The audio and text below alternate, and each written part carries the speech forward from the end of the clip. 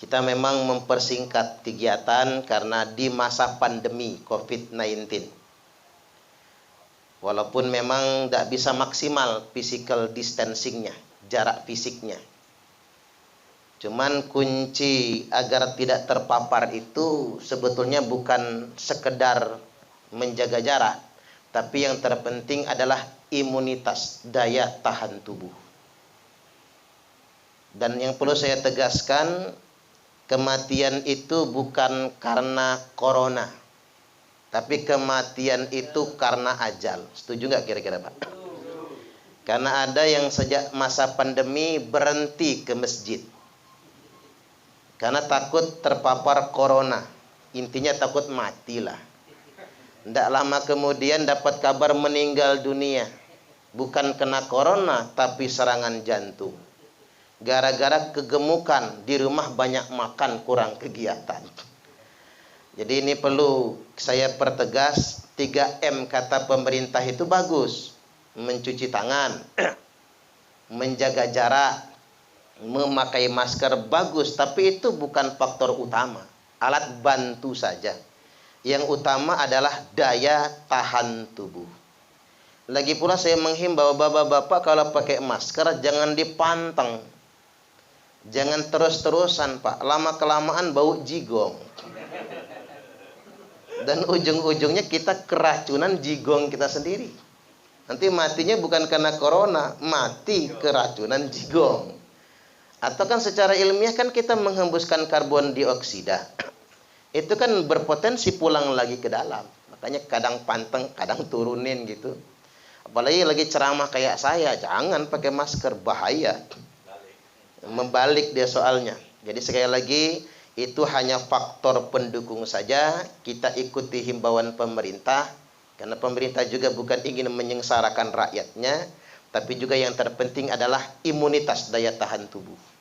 Dan ternyata daya tahan tubuh kita ini didukung oleh faktor inherent, internal diri kita sendiri. Apa itu? Pikiran tenang, hati bahagia.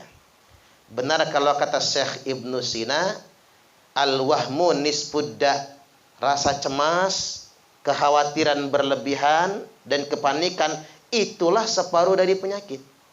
Tadinya sehat walafiat, nggak ada gangguan apapun, tapi karena terlalu cemas, karena terlalu banyak kekhawatiran, maka penyakit pun datang.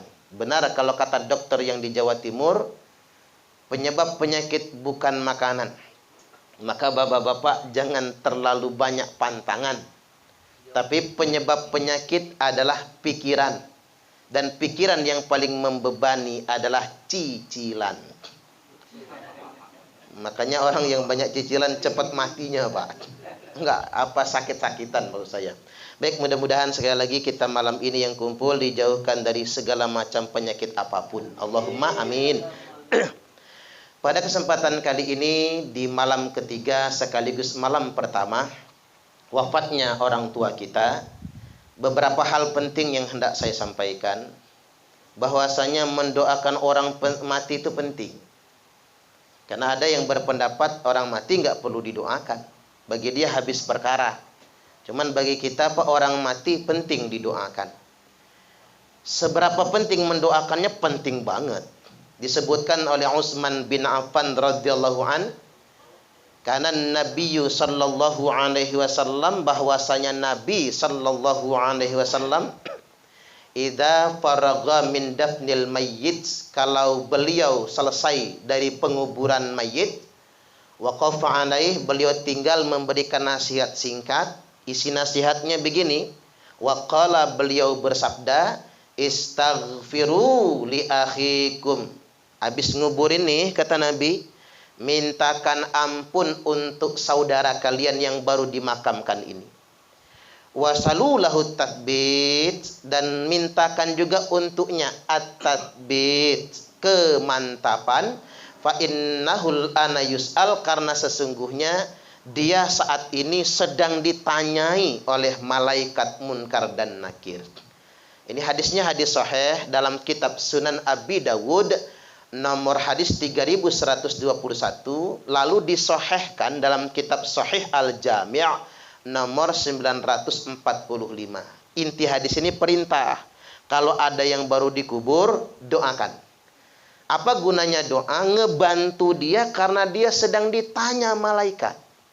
Nah, Imam Ahmad bin Hambal alias Imam Hambali menjelaskan, orang mukmin ditanya di kuburnya paling singkat 7 hari 7 malam.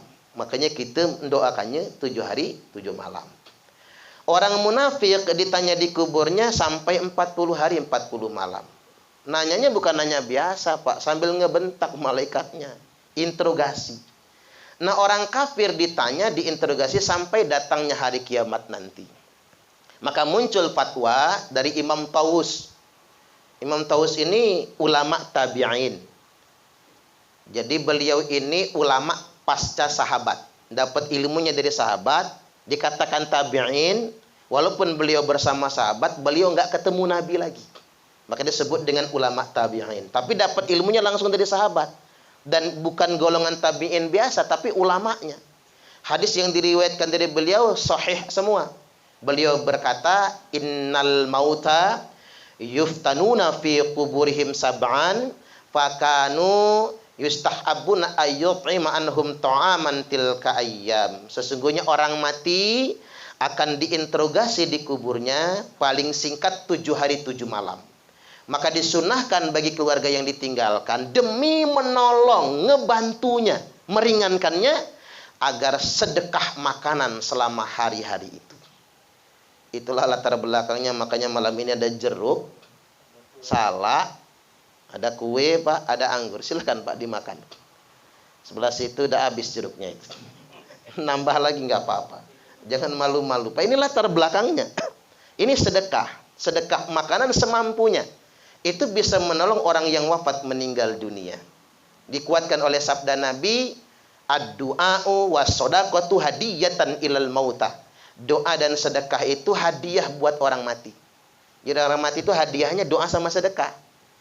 Kalau bapak-bapak buat orang mati hadiahnya papan bunga, nggak ngaruh. Papan bunga ini buat yang hidup, Pak. Turut berduka cita atas wafatnya Bapak Haji Abdul Hanan bin Haji Ilyas, orang tua dari Bapak Haji Hamrin Sugandi. Ya buat beliau itu sebenarnya, catet kan gitu ya. Itu buat yang hidup. Kalau yang mati mah nggak ngaruh. Kadang kita belaga kan ke kuburan, di kuburan bikin kijing. Kijing itu nggak ngaruh. Kadang malu-maluin, Pak. Ngijing di kuburan padahal bukan tanah kita. TPU, tanah pemakaman umum.